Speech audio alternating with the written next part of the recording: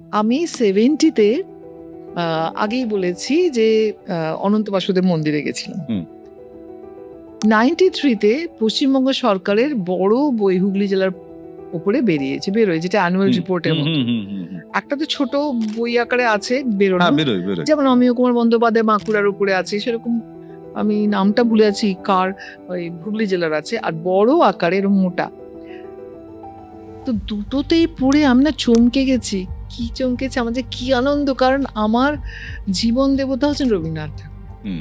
সেখানে পড়লাম রবীন্দ্রনাথ ওই মন্দিরে নন্দলাল বসুকে পাঠিয়েছিলেন, 1 মাস বসে উনি ছবি এঁকেছিলেন। কোন মন্দিরে?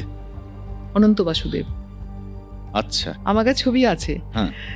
এবং সেইটার আদলে পরে সহজ পাঠের ছবি এঁকেছেন। ও হ্যাঁ, তাই?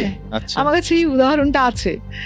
আমি না জেনে সহজ পাঠের যে ছবিগুলো ডিরাইভড ফ্রম অনন্ত বাসুদেব মন্দির। সবগুলো না, আমার কাছে একটা দুটো আছে, তার মানে উনি করেছেন। হ্যাঁ, মানে নন্দলাল বসু, মানে আমি না জেনে এত আনন্দ, 70-তে যেটা আমায় নাড়া দিয়েছিল আমি রবীন্দ্রনাথকেও দিয়েছিল, সেটা আমি 93-তে গিয়ে জানছি। উফ, আমার তখন যে কি আনন্দ লেগেছে আমি বলে বোঝাতে পারবো না।